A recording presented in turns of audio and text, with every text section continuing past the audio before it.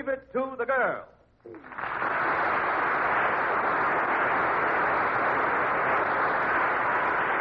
Good evening.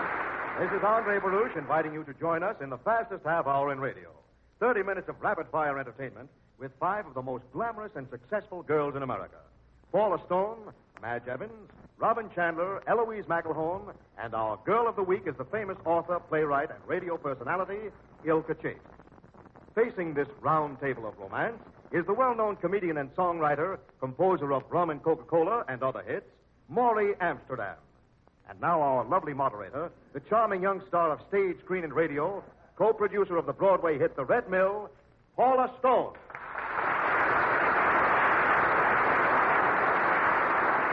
Thank you, Andre Baruch, and hello, everybody. Well, here we go again with another round table of romance.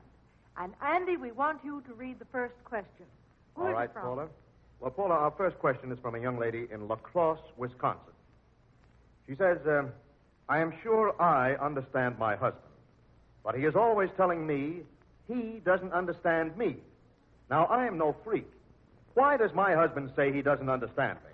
He also says that to be happy with a woman, a man must not even try to understand her. Is this true, or are men just plain stupid? The lady asks it and answers it.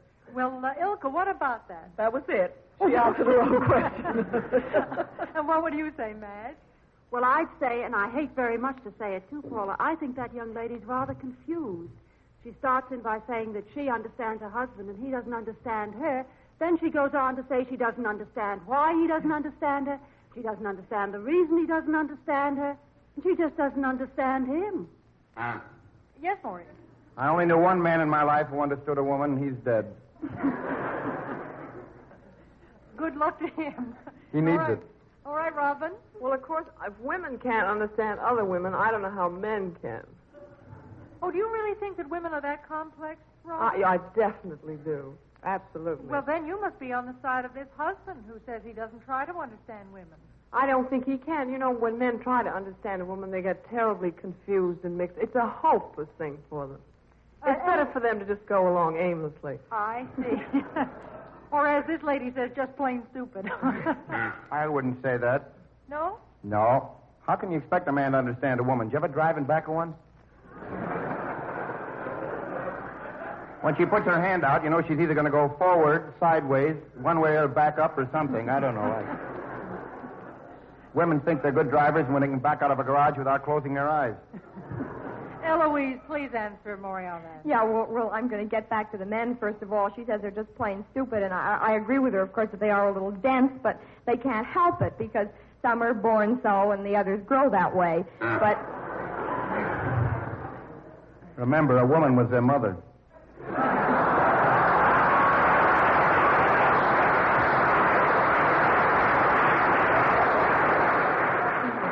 Morey, I think you kind of stopped us right there. Do you have an answer, Eloise? yes, but they still don't, even though a woman was their mother, their father was a man. And they still don't understand women. And I was going to say that a wise man said long ago, this husband is right, that the cleverest of men cannot hope to understand a woman, but fools have been trying to ever since.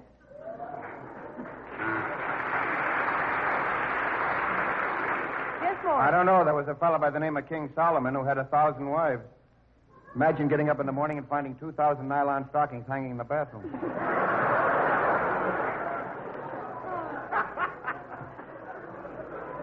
Well, I don't know if we have helped this poor woman in Wisconsin, but we've had a lot of fun out of it. I must admit that. And now, Andre, let's go on to our next letter. All right, Paula. A man who signs himself No Name, Please, from New York City writes, I have a chance to marry a widow or a wealthy old maid, both fairly young and attractive. I am a steady worker and a good provider, and I am looking for companionship and a home. Would I be more apt to have a successful marriage with a widow or the old maid? There's really a question. What would you say, Ilka? Did he say a healthy or a wealthy old maid? He said a wealthy old maid, both fairly young and attractive.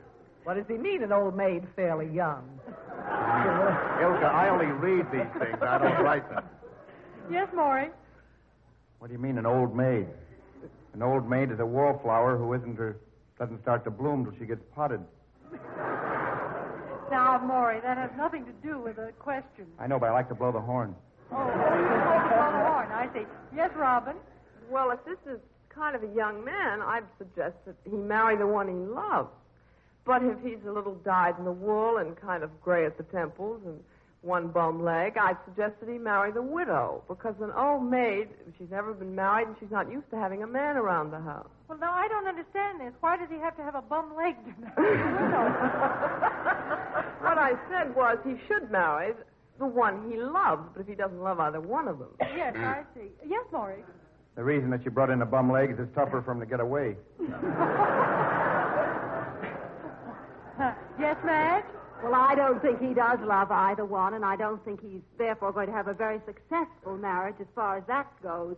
But I do think he might have a more comfortable marriage with the wealthy old maid, because he's a good provider. She'll add her bit, he'll put hers, and they'll be that much better off. Is this going to be a marriage or a merger? According to his letter, it's going to be a merger.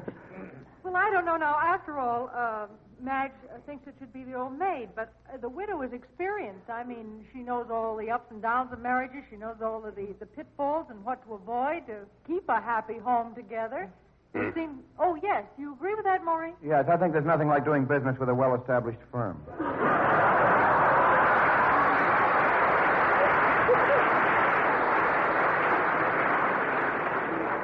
I see what you mean. Ask the man who owns one. Well, now, oh, yes, Eloise. Well, Mr. Amsterdam, what kind of firm do you mean? One with money or a reputation? He has his choice. That's the answer. Seems like Eloise sort of stuck to there. Oh, yes, I was just going to say, he might do well to inquire how that lady became a widow. Ilka, you have put a suspicion in his mind that I'm sure was never there. I think that means the old maid's ahead on this. Well, I tell you, Andy, I think we'll go on to the next question right now and let our listener ponder over whether he should marry the widow or the old maid. I honestly don't think we've helped him, girls, to decide. Have we, Morey? Well, why don't he marry both of them? Nothing worse can happen to him. All right, Paula, here's a question from a young lady in Dublin, Georgia. I want to get my husband a wedding anniversary present this June. I have given him 2 wedding rings so far, and he's lost both of them accidentally, so he says. At times I wonder, do you think I should get him another one or get him a pair of socks? At least they couldn't fall off his feet. Give him one sock that won't fall off his eye. But seriously, gals, how should we answer this? Robin? Well, I think she's kind of running a good thing to the ground with these wedding rings. She's got him and they're married. I'd give him a convertible coupe, or, something that's hard to get. What are you doing after the show? Yeah. Yes, Madge? Well, I think she should give the poor man a break. Maybe he did lose those 2 wedding rings. Yes, Maybe Morey? that's why he lost the ring. She gave him a break right in the head. Yes, Eloise. Well, I'll be on his side, too, this time, Paul. I think she should give him something glamorous, not just an old sock or something, but certainly not bother to give him another wedding ring, because he's apparently allergic to them. But as long as he isn't allergic to her, I wouldn't worry. I don't know how she feels, but I'd much rather have a man without a wedding ring around me than one with one around somebody else.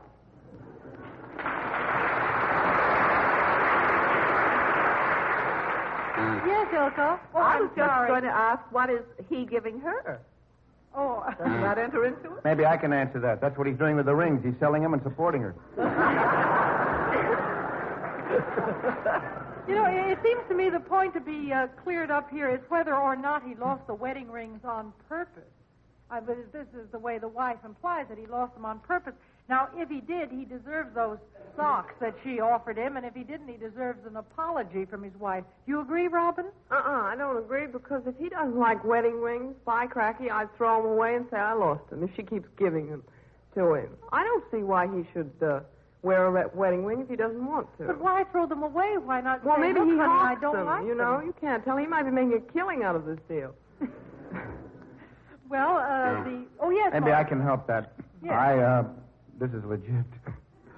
I, for one, have always thought that a man should never wear over one ring, and usually a man has got a pet ring that he likes, a signet ring or something, and he just doesn't like the idea of wearing two. As you'll notice, I have a wedding ring on.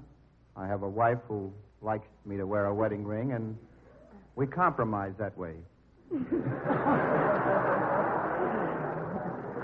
We cut now to our next question. All right, Andy. Paula, this next one is from Chicago, Illinois, and the man writes, I'm 48. For the past year, I've been courting a widow of 45. Now her beautiful 22-year-old daughter has returned from the West Coast. I find myself falling in love with the daughter. If the daughter and I married, do you girls think the mother-in-law problem would be too big for mere mortal man to cope with? Yes, Morey? Depends how far he's gone with the mother-in-law. All right, girls, let's have an answer for this man in Chicago now. Yes, Ilka? Well, I was going to say he needn't worry about the mother-in-law question. Just let him worry about taking care of that young girl of 22, and he's 48. I think he's got troubles enough.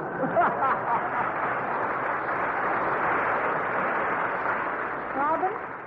Yeah, well, he's having a slight attack of delayed adolescence, which all men over 45 get. But they never go to such extremes to decide to get married to a girl 22. They never do? Well, occasionally they do, but they have their hands full. Yeah, like Mr. Manville. Yes, Madge, you were going to add to that? I thought so, yeah. I'm sorry, she answered it for me. Oh, well, I was just going to say that I don't think he's worrying about the right woman at all. I think his wife's going to give him the trouble, but I wonder if he's proposed to that young girl. I mean, I think it's a little bit curious. Maybe she's not going to be interested in him. That's right. He really does take that for granted. Yes, he doesn't mention the fact that she has accepted his suit. He's just wondering. Yes, we don't even know what he's proposed, do we? Here, he just... Yes, Morey? I suggest we write him a letter and find out more about it. Eloise? Yes, I don't think he's going to even have a chance to have a mother-in-law problem because, honestly, each week we get these questions from these old wrecks who always want to marry a young girl, and I don't really think it's going to happen because a girl would much rather be kissed breathless by a young husband than have an old one trying to catch his after she kisses him.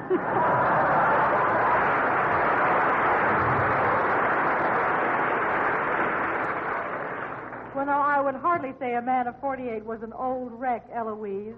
Really and truly. Yes, Maybe she's Morey? just personalizing it. Yes, Eloise? No, I didn't really mean that he was an old wreck, but even some of the men I know just act that way. The men you know act that way. You know how men are, Paula. They age so rapidly. Mr. Amsterdam is aging every minute. Maybe it's just going around with you, Eloise, that ages them so rapidly. Please don't applaud. Morey, You you just want to answered it answer? for me, dear. That was all. Oh, I did. Well, isn't that nice? That means we'll go right on to our next question, Andy. Well, Paula, here's a problem from a lady in New York City. I cared for my invalid brother until he died. At 40, I find myself with a small income, gray-haired, and lonely. A widowed friend told me marriage would be the best thing and introduced me to one of her tenants, a bachelor of about 50. Thinking that the way to a man's heart is through his stomach, I've been cooking for him twice a week for about a year. He enjoys my cooking and spends the rest of the evening stretched out in my best armchair, but never a mention of marriage.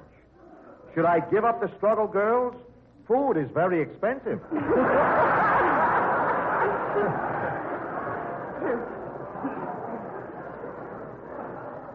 What does she mean, give up the struggle? So far, she hasn't had to struggle. Yes, Robin. Well, if he's still a bachelor at 50, I don't think he's matrimonially inclined at this point. And if he's been coming twice a week for a year for dinner, I just think he's saving his money.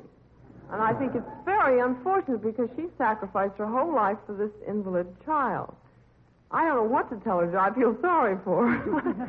I think it's Well, a shame. I feel sorry for her, too. She certainly isn't getting a break from this man. He's just getting 2 square meals a week anyway. That's all he's getting out of it. Ilka, what would you add? Well, I would just suggest that you change your border, that's all.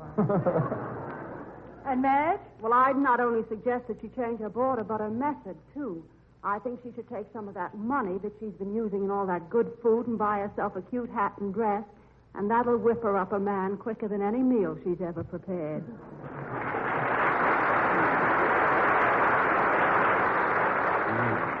Yes, Morey. She might solve the problem by having a wedding announcement printed on a menu.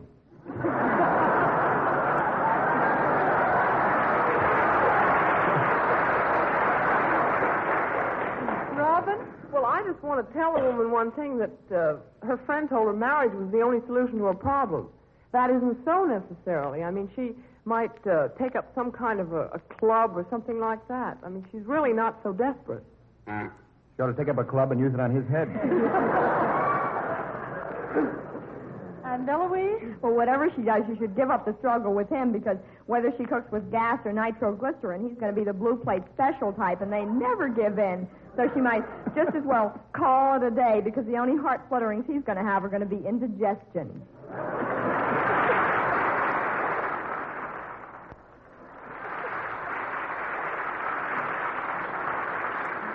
Well, I really feel that we have answered this question, and I think of all the girls, I think that Madge really told this young lady, I'm going to call her young lady because she really is still a young lady at 40, and if she will spend some of that money on clothes instead of blue plate specials, as Eloise suggested, I think she will find a much nicer fellow than the one that's wearing out her chair twice a week. And now, Andy, let's go on to our next letter. All right, Paula, a wife writes to us from San Francisco, California. Please, what would you do if two of your husband's former girlfriends continue to write him very affectionate letters after he informed them of his marriage? Paula? Robin? I would tell him to stop encouraging them.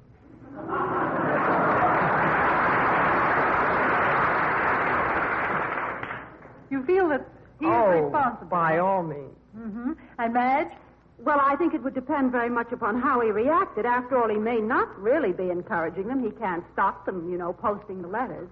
But I think it would, if he is encouraging them, then she should certainly step on him. And if he's not, then she should step on them. In other words, she's got to take a big step on somebody. She's got to put her foot down on someone's neck. And Eloise? Well, I don't think she should do a thing, because how does she know she's encouraging him? And he may not be, in which case they'll wear out. If he is, it's time enough to do something. But in the meantime, I wouldn't do anything because he might be innocent, and why make a fool of herself? Let him do it. He'll probably be better at it. Sorry? Can't tell. She might be writing letters herself to test him. Well, no, I think that she's really concerned about this. I don't believe she'd write into our board of experts here and ask what to do if she hadn't apparently come across some of these very affectionate letters, and it kind of burns her up, I guess. Robin? And I don't think girls come in numbers like two who write a married man. One girl that he'd gone with for years before he got married might write him, but not two. I don't think he's playing in the right league myself.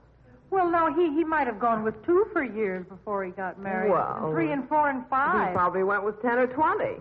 But it's mighty peculiar, I think. They're married. Why can't she just sit down and talk it over with him? Yes, 10 or 20, you're really giving that guy a pass.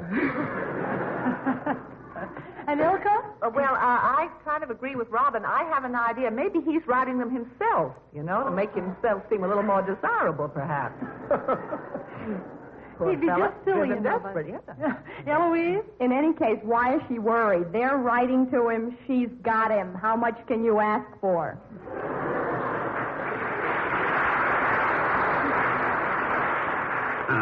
Maybe Yes, she Morey? can't write. All right, Andy, let's go on to our next letter. Paula, here's a question addressed to Leave It to the Girls from a young man in the Bronx, New York. I've been going with a girl for 8 months. I'm really in love with her, but she doesn't return it and has been taking me for whatever she can get. Knowing this, you'd think that I would look for a girl who is more apt to like me for what I am rather than for what I've got. But I'm so in love, I don't even care. I don't like being made a fool of, but I don't want to lose her either. Knowing the full story, what advice can you give me?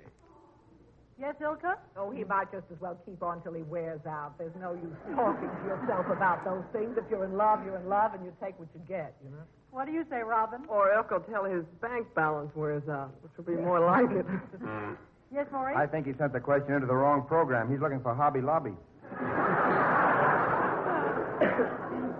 You agree with that, Madge? No, I'm really sorry for the young man, but I think he's got to face the fact that he can't lose what he hasn't got. So the sooner he gets that into his head and gets another girl, the better off he'll be. Well, of course, that really is an obvious solution, except that he pointed out here that he knows he's being taken for a ride, but he doesn't even care. He's so much in love. That's the point that has to be corrected. Yes, Robin? Well, if he's enjoying her company and it makes him happy, keep taking her out. I mean, if he gets pleasure out of it, the investment is worth it, all the money he spends. What do you say, Andy? Let's have a man's point of view on that now. Well, I think that this fellow should realize that the girl he is going out with or vying for is no exception to the rule.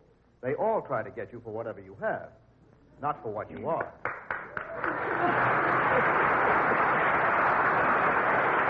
Thanks, Morey. Yes, need I add that lone hand over there that started that was Mr. Amsterdam. Say, how about me asking a few questions? Oh, well, of You mind? course. Go I mean, right as long ahead. as we get the gals here, there's something that's been on my mind for a long time, and that is, why is it, for instance, well, a girl goes with a fellow, she falls in love with him, and she just thinks everything about him is cute. She likes the way he dresses, the way he combs his hair, and just everything about him. And the minute they get married, she starts changing them all around. What do you think? Well, I think with all those years ahead of you, you've got to have some occupation, you know. And you sort of say, well, I'll try it. It's like doing a house over. You want to redecorate it. Go ahead, Robin. Well, I think a woman's too smart to try to change a man, Mr. Amsterdam. I think it's impossible. Oh, you're so wrong. Oh, I Eloise? A woman doesn't even bother to change a man because, as Robin said, it certainly is impossible. With a man, you just take the obvious course. You expect the worst, hope for the best, and take what comes. Well, I don't know about that. For instance, I'm a fellow. For instance, I'm going to California tonight after the broadcast. I'm so happy for you. Thank you. Pleasant trip to both of us. And I wanted to go by way of Washington, D.C. And when we planned the whole thing, my wife said, certainly, that's swell. We'll go by way of Washington, D.C. And now that we're all set to go, she said, let's go to Chicago. See? She likes spare ribs. It's a place that she likes to eat, to Singapore or something. I don't know. So I said, all right, we'll go by way of Chicago. So now she says, no, we better go to Washington. You see what I mean? Anything that I suggest, she wants to change it around. So when women are always like that, all women. I like to wear low-neck collars. She likes them high. So you're wearing a low-neck collar. That's because I gave my tie away. I can understand that, Mr. Amsterdam. Yeah. I don't know. What was the question? You said you like to wear Paula? low necks. She said she liked high necks. Paula? Yes, we were getting a little off the question, but you said that women always want to change men after marriage. And I really think, Morey, that it's the other way around when marriages go on the rocks. It's a woman marries a man because she thinks he's one way, and he pretends to be that way until after marriage, and then suddenly he changes. She doesn't want to change him, but he changes, and that's the end of the marriage. Well, let's try another question. Here's something that I think is in the minds of almost all men, and that is, why is it that any woman in her right mind will go out in real hot weather with furs on?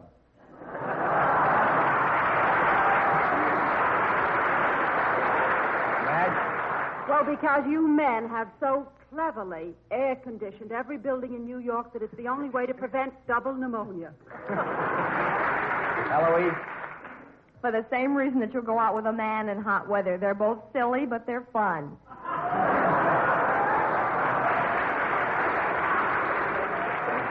You know, you're so right. Ilka?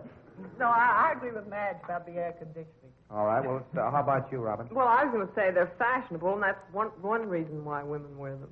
Yeah. Well, I know a top coat looks good on me, but I won't wear it in hot weather.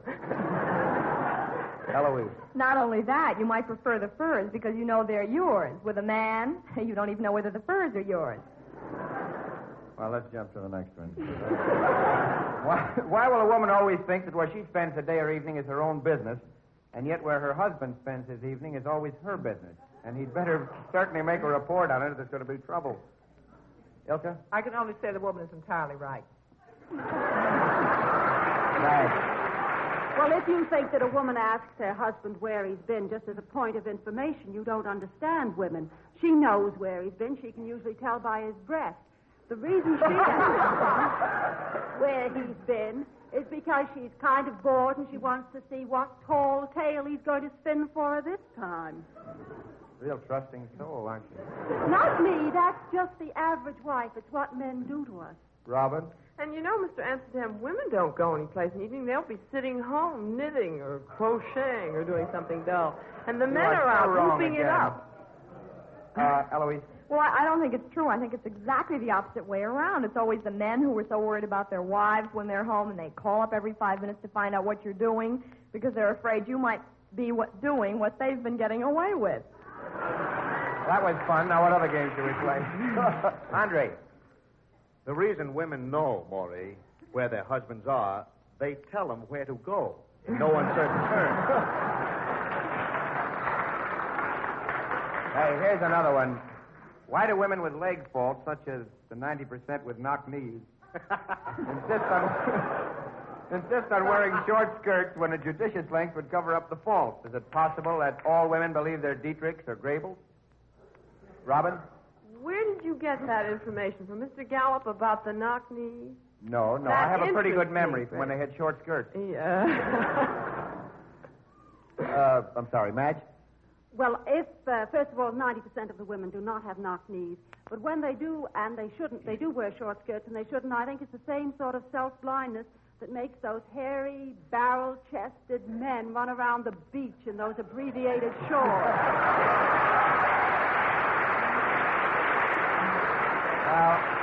You know, they're not Clark Gables either. Well, I have to agree with you that a lot of people would be better off with a skeleton in the closet than bringing it to the beach. Robin? Well, I was going to say, I used to work in a place where we saw hundreds of girls every day coming and going, and I had to see them in bathing suits. And they aren't knock-kneed. You know what they are? Bow-legged. That's 90% of the women in America. I just want to straighten you out on that. Where the girls all wore bathing suits? Yeah. The job's still open? Hey, here's the thing I think all men are a little concerned about, and that's when women seem to be so conceited. They're always talking about, especially after marriage, about the men they could have had before they got married. And with men, never talk about the women they could have had. Oh. If Jane Russell is listening, I'm kidding. Robin.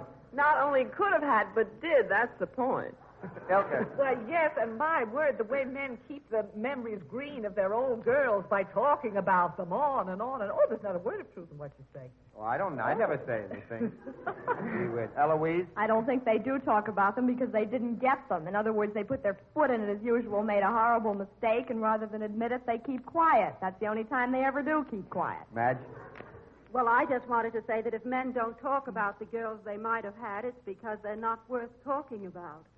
And maybe their wife doesn't like it.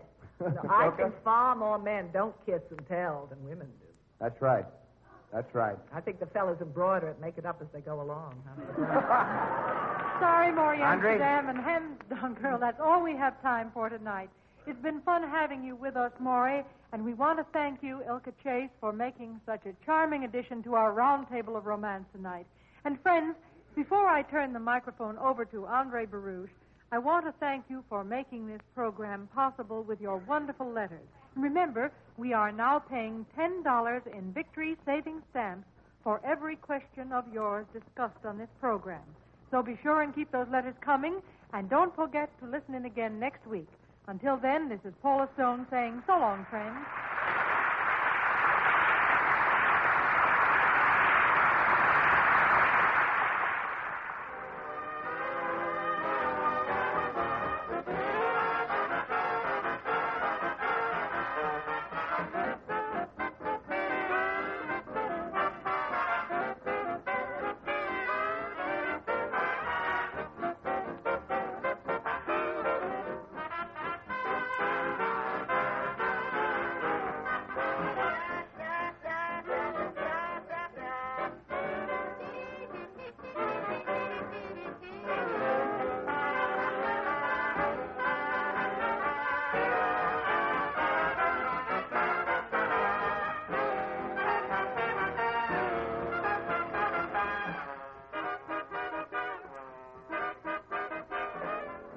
This program has come to you from New York. This is the Armed Forces Radio Service.